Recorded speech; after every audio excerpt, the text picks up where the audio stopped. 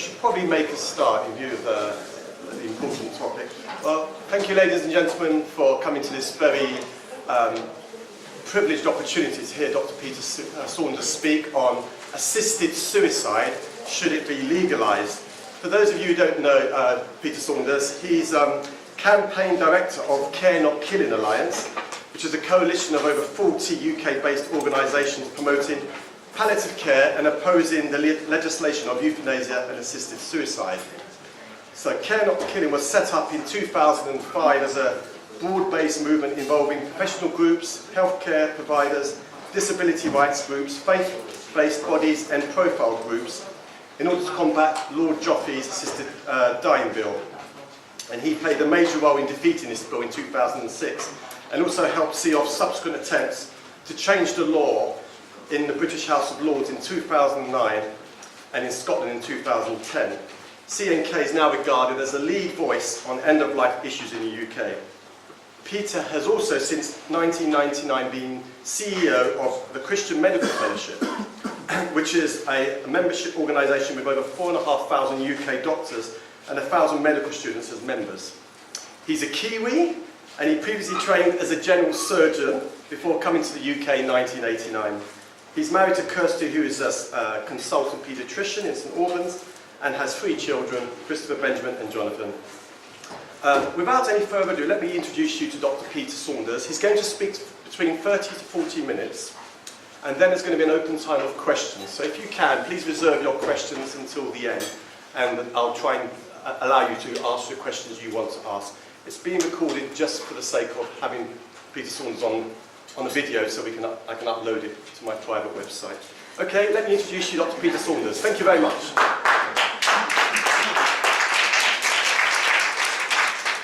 Thanks very much, Nick. Not all of us have private websites. It's called YouTube. Okay. Well, thank you very much for coming to hear what's a very topical subject at the moment. And Nick has already said a little bit about Care Not Killing. We were set up in 2005 to combat Lord Joffrey's assisted dying bill back then. And we're a collaboration, a coalition of about 40 different organisations altogether. We come from a wide variety of different backgrounds, as you see on this slide, and as Nick mentioned. But we have 3 main aims. One is to promote better care. One is to oppose any change in the law to allow euthanasia or assisted suicide. And then thirdly, what we're interested in trying to shape public opinion on these things as well. Most of what I say today, you'll be able to find much more detail on the website, where everything is referenced to the original reports that we're speaking from, and that's regularly updated every day. And then, as Nick also mentioned, my day job is as the CEO of Christian Medical Fellowship, which is an organisation with about 5,000 doctors and 1,000 medical students throughout the UK and Ireland as members. So that's really the 2 groups that I'm coming from today. But I'm speaking today largely with a C&K, a Care Not Killing hat. There is some literature outside. There are 2 things from Care Not Killing. One on the state of Oregon, where assisted suicide was legalised about 15 years ago, and the second one on Lord Falconer's assisted dying bill, which we'll come back to fairly shortly. And then there is a little bit of literature there also about Christian Medical Fellowship, if you're interested to know a bit more about what we do. So we need to start off with definitions, because there's a lot of confusion. Euthanasia is where someone intentionally kills or ends the life of a person whose life is felt not to be worth living. It can be voluntary, where the person asks for it, non-voluntary, where they're incapable of asking for it because of mental incompetence, or involuntary, where they're capable but not asked. And then assisted suicide is where someone, could be a doctor, it might be somebody else, actually helps someone to end their own life. Now, under UK law, both euthanasia and assisted suicide are illegal. Euthanasia is illegal under the murder law, which is a common law, not a statute law based in Parliament, and you can go to prison for life for that, 15 years or more. Assisted suicide is covered by another law called the Suicide Act from 1961, And under the Suicide Act, there's a discretionary sentence of 14 years, but in practice, most people get much, much less than that, or don't go to prison at all. So it's very important to understand that even though we might argue that ethically, practically they're fairly similar, they're treated very differently in the courts and under British law. Also, what does it not include? We need to define that. So stopping or not starting a medically useless treatment is not euthanasia. So in situations where a person is perhaps terminally ill, where their death is imminent, inevitable, and the treatment is worse than the disease, then it's good medicine to withhold or withdraw treatment where its burden outweighs its benefit. That's not euthanasia, because the patient is dying of the illness and not because of anything that we are doing. Secondly, in the case of proportionate pain and symptom relief, so for example you're titrating morphine against pain, a good doctor in palliative medicine will tell you that in virtually every case it's possible to have the therapeutic dose being less than the toxic dose and to relieve the pain without killing the patient.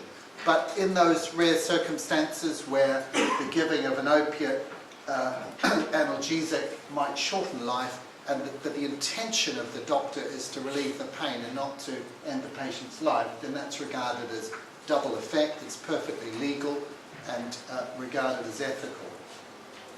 And then finally, if a competent patient refuses treatment and then as a result of that they die from their disease, that's not euthanasia.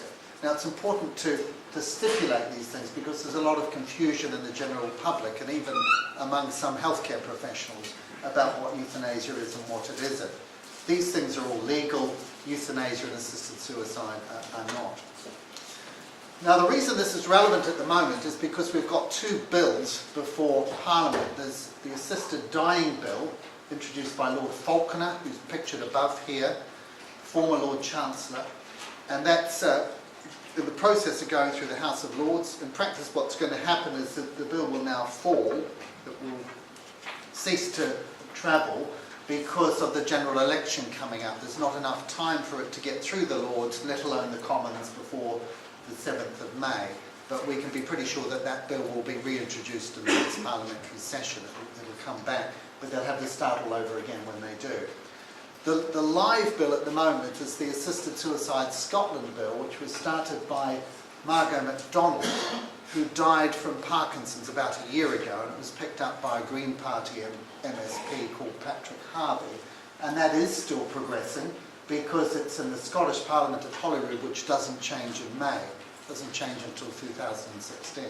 So they've had written and oral evidence stages, and it's coming up for what's known as the first stage debate, where they talk about the principle of the bill, by the 8th of May. It'll probably happen around the end of April, and that's where the MSPs will vote on it for the first occasion. If they defeat it at that stage, that will be the end of it. If it's given a first stage reading, then it will go on to being considered for amendments. So those are the two live issues. Now, of course, this is a very powerfully emotive issue. It's an issue in which many high-profile people get involved, and we hear again and again on the media the major arguments that are given in favour of it. Some of them are more extreme than others. This is Baroness Warnock, author of the Warnock Report, member of the House of Lords, and this is what she said. You find these quotes in the Telegraph. I've debated her on media. She stands entirely behind them. If you're demented, you're wasting people's lives, your family's lives, and you're wasting the resources of the NHS. So that's perhaps an extreme view. Much more what we hear is from people like Tony Nicholson, who had locked-in syndrome, brought a court case all the way to the Supreme Court, which he lost, but then died as a result of his condition about a year ago, and we all saw Tony on our television screens. My life is dull, miserable, demeaning, undignified, intolerable. I should be able to decide how and when I end it. So this is the argument about autonomy or personal choice. And then there have been perhaps some surprising figures involved in this whole debate. The churches, as you would expect, are almost all against any change in the law, but there have been occasional dissonant voices, and Archbishop George Carey got a lot of publicity last year when he said this: the current law fails to address the fundamental question of why we should force terminally ill patients to go on in unbearable pain and with little quality of life. And of course, when he said this, the current Archbishop Welby immediately took issue with what he said, but he did voice the feelings of many people. And then Archbishop Desmond Tutu, who was a very good friend of Nelson Mandela, and I think was profoundly influenced by the way that Mandela died, particularly at the end when his life was sustained by what I think most of us would regard as inappropriate interventions. And this is what he said: I think when you need machines to help you breathe, then you have to ask questions about the quality of life being experienced and about the way money is being spent. And of course, we all know as health professionals that the machine that helps you breathe might be a ventilator if you're brain dead, but it might equally also be something giving you intermittent positive pressure ventilation and enabling you to carry out a pretty much normal life. I have two very good friends who are on IPPV every night, and they're both international conference speakers.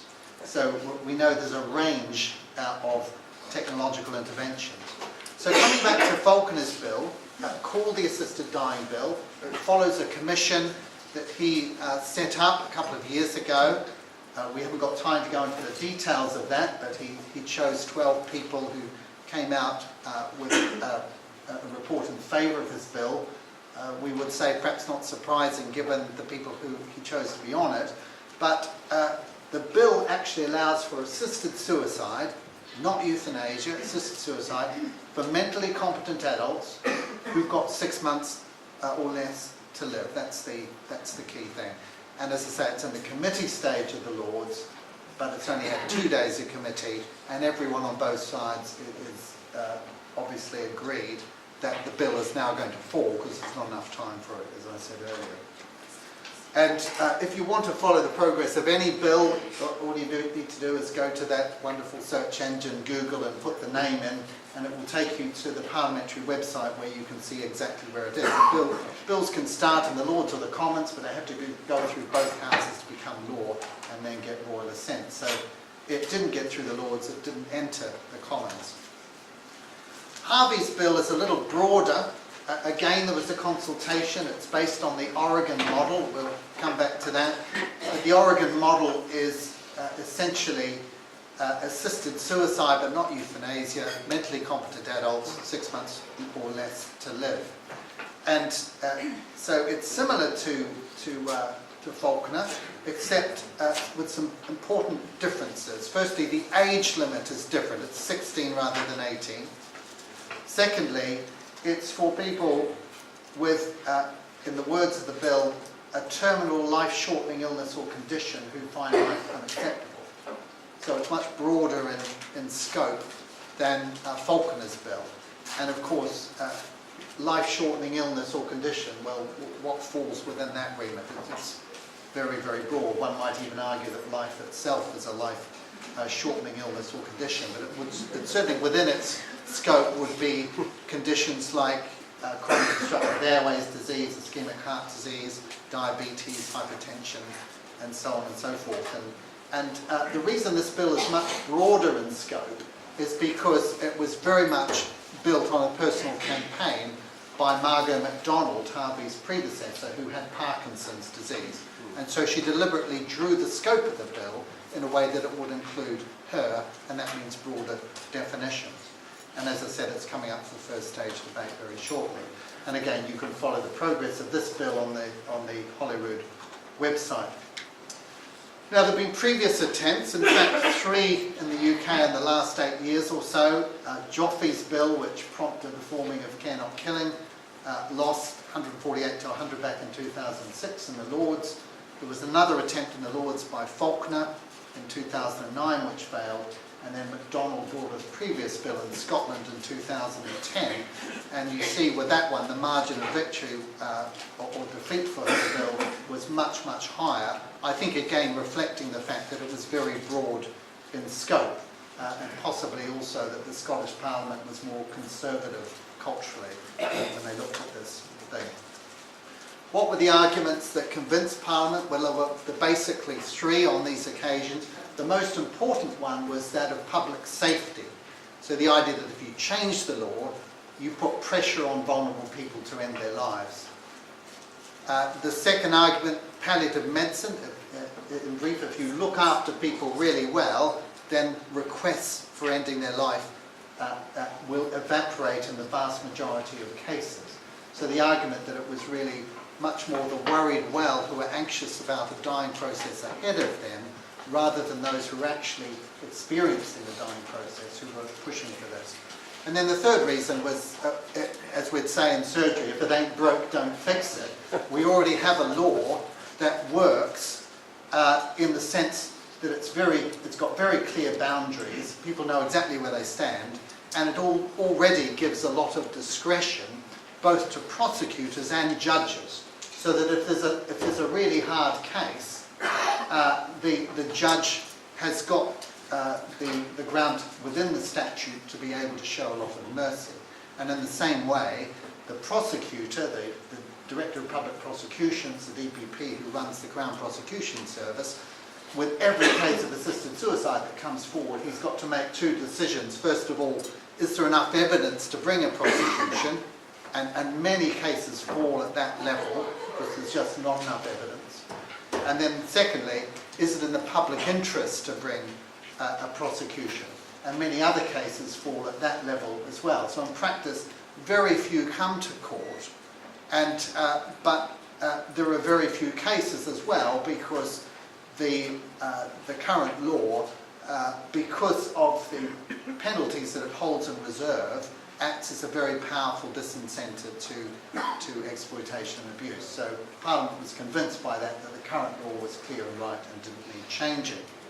And these have pretty much been the arguments all the way through that have kept euthanasia or assisted suicide largely at bay in most jurisdictions around the world. I think there's a conception in the general public that most people favour a change in the law. In actual fact, there are many groups that don't. Elected leaders, so both Clegg and Cameron, are against it. Just this last week you might have seen that Nicola Sturgeon, who heads up the SNPs in Scotland, is also opposed to it. And that's quite important, because if you've been watching your opinion polls, you will know that of the 59 constituencies in Scotland at the moment, the SNPs are projected in the general election to win over 50 of them, possibly as many as 56 of them, largely from the Labour Party. So what the SNP says is quite important for the future after the election. It may well be that Alex Salmond, the former leader, gets in one of those seats and then is in Parliament in Westminster as well. He also has voted against McDonald's bill previously. Now, there's one obvious absence there, and what does Ed think about it? No one really knows. He's never made a statement about it, but I have it on fairly good authority that he is neutral. So I think, in a way, he would be convinced in either direction. But it raises interesting questions. At the moment, the House of Lords is more favourable to it than it was a few years ago, but the House of Commons is largely stacked against a change in the law. But if we had a different kind of government after May, that could be different. So what elected leaders think is important, even though this is a conscience issue, they do have a lot of influence. In the Lords, very strong opposition to a change, particularly from the Law Lords. These, you'll know some of these names, I'm sure. They're very prominent senior lawyers in the Lords. And of course the disability rights opposition has been very strong.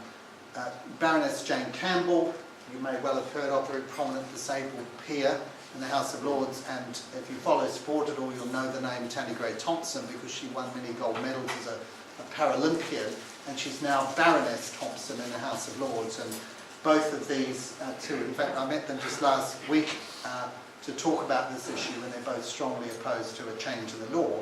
And that's because disabled people see themselves in their own words, as the canaries in the coal mine. In other words, that they see themselves in a position of danger or threat were the law to be changed. And it's perhaps not surprising that every major disability rights organisation in the UK and abroad, particularly the US, are opposed to a change in the law at the moment. So not coming from any faith background at all. And then, of course, doctors, we know there'll be a variety of opinions in this room amongst doctors and nurses. In most opinion polls, about 60% to about 2/3 of doctors are opposed. It's a little bit specialty dependent. Palliative medicine doctors, about 95% opposed. It's interesting to think about why that might be, but all of the Royal Colleges are opposed and the British Medical Association. The BMA was neutral once for a year back in 2005, but switched back in 2006 with the Joffrey Bill and has been opposed ever since. And then, of course, it's not surprising our laws are the way they are because of the profound influence of the Judeo-Christian tradition on our laws and culture. But then, of course, the whole Hippocratic tradition, the medical ethics tradition, all the way through from 600 BC to most recently the statement of Marbella in 1992, endorsed by the World Medical Association, have all been in the position that the law shouldn't change and that doctors shouldn't be involved in either of these things. So that's all by way of background. Hippocrates, I will give no deadly medicine to anyone if asked, nor suggest such counsel. And it's interesting that the words if asked are there, which seems to imply the case of voluntary euthanasia. So even if the patient wants it, then you don't do it. Public opinion in most polls, and it depends a little bit how you ask the question, as you'd expect, what language you use, and how it's portrayed, but about 75 to 80% of people in most polls support a change in the law. But I would argue that this support is reflex rather than considered, based on hard cases that are prominent in the media, that it is poorly informed of the arguments, I'll come back to that, and that it is uncommitted, in the sense that this is not a voting issue for most people.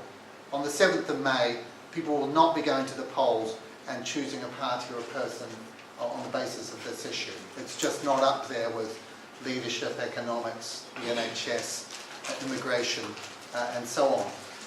And of course, public opinion, Parliament doesn't always bow to it. Most people are in favour of the death penalty, but Parliament has continually blocked the death penalty for murder or other crimes in Britain right back to 1965.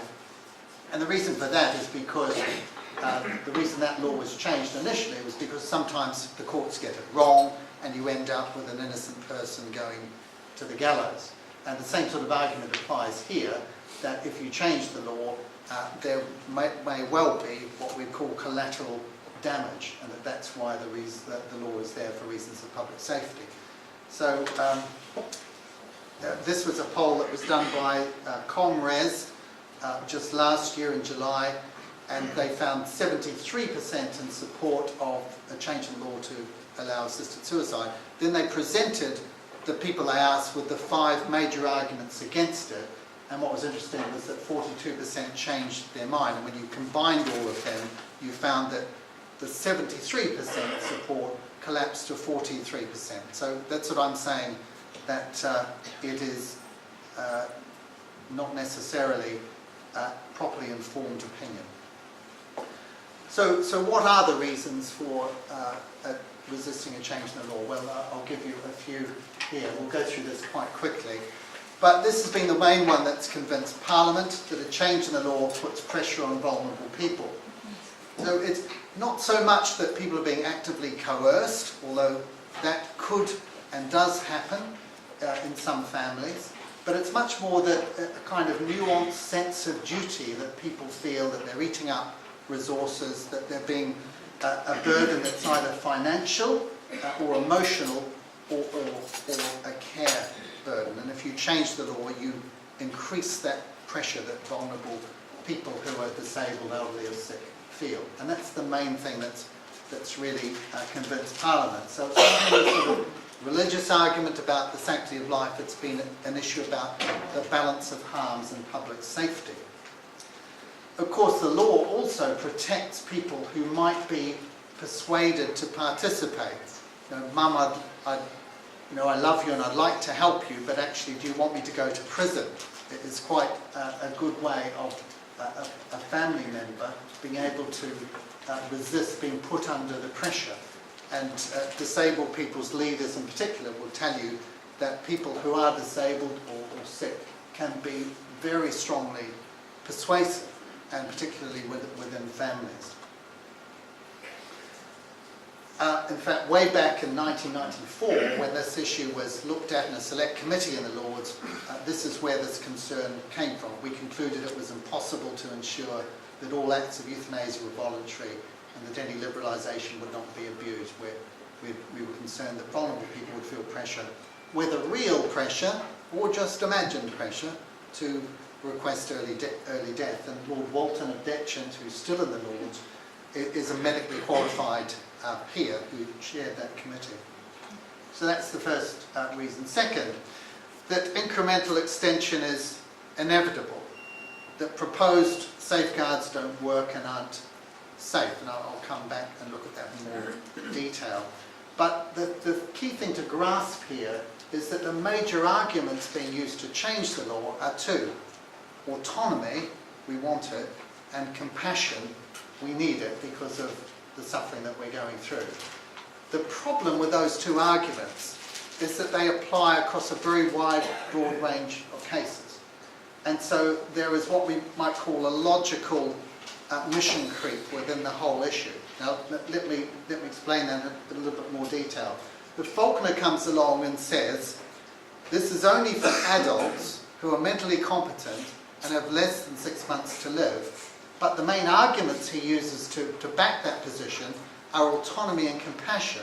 Then if a law is passed of that nature, then someone's going to come forward then with a very difficult case, and they're going to say, well, I'm mentally competent, I'm suffering, I'm an adult, but I'm not terminally ill, so the law's unfair, they bring a challenge. Or someone might argue, well, I'm not 18, but I'm Gillick competent to make this decision. Or I haven't got a terminal illness, but I've got a chronic illness that's causing me problems. Or I'm not mentally competent, or mum's not mentally competent, but it's what she would have wanted, or she's actually signed an advance directive for this, you see. I hope that's not my phone. Vanessa. So what I'm saying is that there's a disconnect between the arguments that are put and the way it's framed by any law, which makes any law allowing it in any circumstances actually ripe for challenge under equality legislation and as a result, mission creep. I use the term mission creep or incremental extension rather than slippery slope because I think slippery slope is a term that implies a passive process. You're on a slope and you're sliding down it.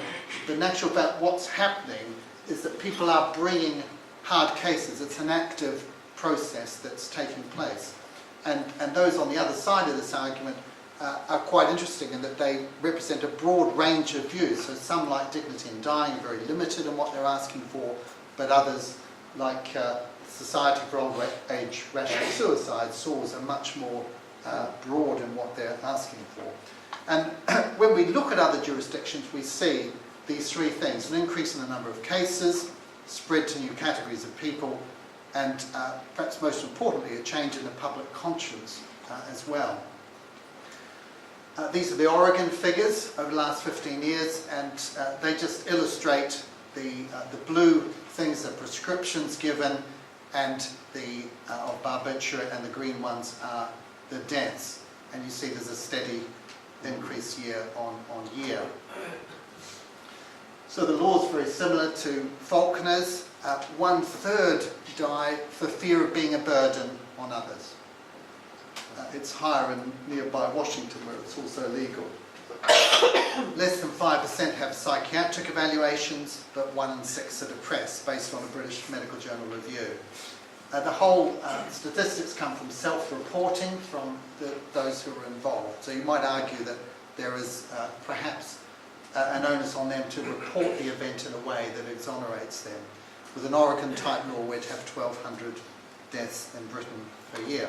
And then we get interesting cases like that of Barbara Wagner, who had advanced cancer.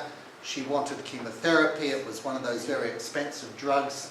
The Oregon Health Department wouldn't fund it, but they did send her a letter refusing it and offering her assisted suicide, though she hadn't asked for that. And what that illustrates is that once you legalise something like this, it then becomes a treatment option. Once you have a treatment option, then it will be costed, you see. And of course, cheaper treatment options become attractive, both to people who have to pay for the treatment, but also those who have to fund the treatment. This is Belgium, where the law's more liberal, so it's both assisted suicide and euthanasia. Dramatic increase over the 10 years of cases. But 50% of euthanasia nurses have killed without consent. But it has to be a doctor who does it. 1/3 of cases are involuntary, despite the fact that it has to be voluntary under the law. 50% of cases go unreported. We know that from confidential surveys. Euthanasia patients have been used as organ donors. So now organ transplant euthanasia is being practiced in the Netherlands at the moment. And just last year they passed a law allowing euthanasia for minors, so children under 16 can qualify. And then there've been, so there's the Mail's report, warning to Britain as almost half of Belgium's euthanasia nurses admit to killing without consent. But I should add, this was in a peer-reviewed medical journal, just picked up upon by the Mail.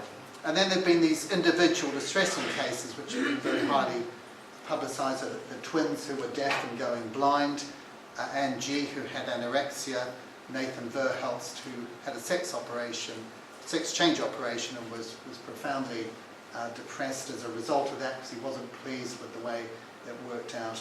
These are all the kind of candidates that none of whom actually qualify under the law, but they all take place. There are no prosecutions, and perhaps not surprisingly when we consider that the doctor who does more euthanasia than anyone in Belgium, Distelmans, actually chairs the supervisory board which overviews the whole procedure. So there's a culture there. This gentleman who wanted euthanasia because he was convicted as a rapist, didn't like being in prison, understandably, he was refused it, but I think he's one of the only cases. And this is the summary. So, Dean of the Faculty of Law of Namur, when euthanasia was authorised 12 years ago, it was presented as an ethical transgression, an exception reserved for extreme situations. 12 years later, its scope has expanded considerably. Netherlands, nearby, another Schengen country, legalised euthanasia and assisted suicide at the same time. 15 to 20% increase per year since 2006. Continuous deep sedation accounting for 12.5% of deaths. Now this is not as palliative medicine as we practice it here, where small doses of benzodiazepines or similar drugs are given to alleviate anxiety at the end of life.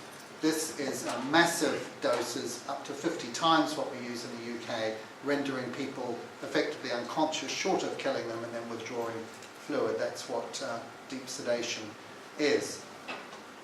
Gillick-competent children, mentally competent to incompetent, now scores of patients per year with mental health conditions or early dementia, disabled children, and so on. There you see the actual numbers per year, and you can see the increase. So don't take my word that it's 10 to 20%. This stuff's all in the public domain, and again in peer-reviewed journals. So an overall increase of 118 in 1 year. The safeguards don't work. Well, what do we mean by that? Well, terminally ill, very difficult to define. Mentally competent, difficult for doctors, even who are psychiatrists, in one meeting to determine. Issues about lethal drugs, witness statements, the key witness being dead in any situation. And then there's the whole, what we call the shipment effect, that occasionally you'll get a rogue health professional who wants to cross the boundary, and with a law like this it might be much more difficult to restrain them. These are just some of the difficulties in Harvie's bill and the reasons that people like Nicola Sturgeon are opposing it. So wide scope of life-shortening condition. Doctors need not know or examine the patient. There's no psychiatrist involved. The means of suicide is left undefined. So they don't even talk about drugs. It could be any means by which people normally commit suicide, and I'll leave you to imagine about that. There's a savings clause in the bill which protects all errors and omissions provided they're made in good faith. No conscience clause for doctors or other health professionals. No penalties for breaching it. And so you can see why there's a lot of opposition to this, and the oral evidence to the bill. I was involved with many others giving oral evidence to Harvie's committee, and they got quite a hard time. We don't expect Harvie's bill to pass. Falconer's, of course, was much more dangerous in my view. And then, of course, around safeguards is the whole question of economic pressure and elder abuse. 70% of elder abuse occurs in families, 12% is financial. If assisted suicide were legal, might there not be in some situations subtle coercion going on, particularly if the family is struggling? I've mentioned the relative costs already. Do we want it to be a healthcare option, particularly at a time when we're seeing the demographic time bomb? These are the population pyramids in Japan, but every Western country is similar, although not quite as extreme. So we've gone from a position where 5% was 65 and older in 1950 to 40% in 2050. And then the other thing that changes, of course, is the number of young people, but also the percentage in the working population drops. Add in debt, add in unemployment, you've got more and more fewer people supporting those who are dependent at either ends. That creates pressure, and it's not surprising that occasionally you get politicians being very upfront about it. As soon as he goes beyond 60 to 65 years of life, man lives beyond his capacity to produce, and it costs society a lot of money. Oh dear. Now, Jacques Attali, you've probably not heard of him. He's French, you would probably guess from the name. He was actually the president of the European Bank for Reconstruction and Development, which was set up to fund Eastern Europe in this kind of revised Marshall Plan after the Berlin Wall came down. He lost that job when it was discovered that he had spent more on the marble in the foyer of the London branch of that bank than he had in loans to Eastern Europe. He's now a man 60 to 65 years of age. What goes around comes around. But we all know the pressure that we're under here, and in the NHS, whether we're GPs or hospital doctors, we know, and we know it's got something to do with funding. The Health and Social Care Bill was largely about funding, and I don't know if you've seen this graph, but this shows you the real average annual changes in NHS spending by political administration. Now, right up until 2010, whether it's Tory or Labour, no one increased annual healthcare spending on the NHS by less than 3% per year, right up until 5 years ago. Now, under this administration, it's down to 0.75% increase per year. And that's why there's this huge hole. Why is that? Well, we know the borrowing went up in the wake of 2008's financial crisis, and so money has to be saved.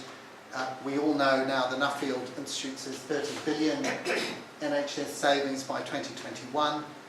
We're already spending 52 billion per year servicing our debt, and that's with incredibly low interest rates. If our credit rating goes the way of Greece, if interest rates start to rise, then we could well be in a situation where we're spending more on debt service in Britain than we are on the NHS. And so what I'm saying is that in this kind of environment, where there's huge economic pressure on families and on health services, I'd say even if you're open to this idea, that this is probably not a good time to be changing the law. And that's the main thing that disabled disability rights people are saying at the moment, because not all of them are opposed to assisted suicide or euthanasia in principle, but they do feel the pressure at the moment of cut benefits, and they know that that pressure could be exerted in other areas should the law change. Good palliative care, well, you'd have to ask Nick Herodotou about this, but you know, we have lots of palliative medicine specialists in CMF and in Care Not Killing. They'll tell you that in a lifetime of 20,000 patients, they could count on the fingers of both hands those who have ongoing requests to have their lives ended. In other words, you know, a lot of people might contemplate it in the heat of the moment, but once they see what good palliative medicine that addresses not just their physical needs, but their spiritual needs as well, can do. And that's because the real reasons actually are not medical symptoms. If we look at Oregon, we ask, what are the top reasons people are asking for assisted suicide? It's nothing to do with pain. Pain, or even the fear of pain, is about 23% of cases in Oregon. The big ones, decreasing enjoyment of life, loss of autonomy, loss of dignity, fear of being a burden, 49% in Oregon. In Washington, it's 61% nearby. So, you know, I would say these are not actually medical symptoms. They are existential symptoms. They're questions about meaning, purpose, and hope, and that kind of stuff. We might even say they're spiritual problems, not medical problems. Should we be giving a medical solution for what is, in essence, a spiritual problem? The current law works well, I've said. A stern face and a kind heart, discretion to judges, and the number of people travelling abroad for this to places like the Dignitas facility in Switzerland is actually very low.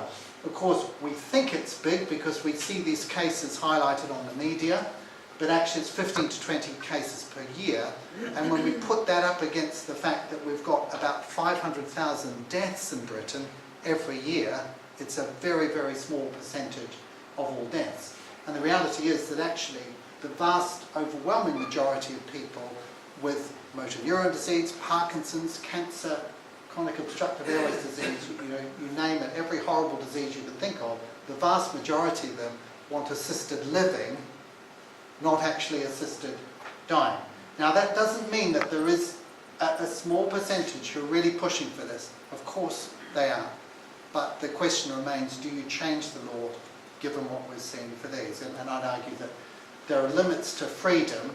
Even in a democratic society, the whole reason we have laws is because we're not free to do what we will desperately want to do or want to have done to us for reasons of public safety. We're not entitled to freedoms which endanger the reasonable freedoms of other people. And then I'd argue, just in closing, and I'll stop for questions very, very shortly, Nick, thanks for being so patient, that there is a better way. And I think because this is being, I believe, largely driven by existential factors and symptoms, that we have to think, why is it that a Daniel James rugby player who breaks his neck goes to Dignitas and kills himself, and Matt Hampson from Leicester, with a worse disability on a ventilator, quadriplegic, is visiting schools as an inspirational speaker and raising money to buy laptop computers controlled by eye movement, and wants to help people, in his own words, less fortunate than himself. It's an existential or spiritual issue. It's about the patient. It's not actually about the disease. And I think that's the most important message. I've met Matt. I spent an hour with him in a television studio. We talked before we went on air together. And one of the most inspirational people I've ever met in my whole life. I wondered why I'd ever complained about anything after meeting him. Two other good friends of mine, Alison and Davies, spina bifida, now died. Both of these were campaigners against a change in the law. Both of them, Alison wanted to kill herself for 10 years, and then eventually someone got through to her. Her Christian faith certainly helped as well. She now up until her death runs a charity. And it was all because someone loved her so much that they sat in her wheelchair at night beside her bed to stop her going off and finding the razor blades in the bathroom for 10 years. And she hated them for it. But her testimony was always that if we'd had a law like Joffrey's or Falconer's, she would have missed the best years of her life. So that's, I'm just wanting to challenge Nick Vujicic, Life Without Limbs. You may have seen him, probably one of the most popular guys on Facebook and YouTube. If you can remember how to spell his name, Google him and watch some of the videos. Of course, the famous story of the editor of Elle magazine who suffered locked-in syndrome and wrote this amazing book, The Diving Bell and the Butterfly, made into a book, a feature film, dictated the whole thing by blinking. Wow. Said after initial moments of despair when he wanted to end his life and begged for the euthanasia needle, that the secret was that he learnt to live in his memory and his imagination, and it liberated him, so that he became a butterfly but living in a diving bell. And then I'll finish just with the Britain's most popular film, Shawshank Redemption, and if you've seen it, 75% of Brits voted this the best film, but of course you know the whole theme of this it's about hope. And Andy Dufresne, who was put into prison on a false charge of murdering his wife and tunnelled out after 18 years or whatever it was, and this is the theme of the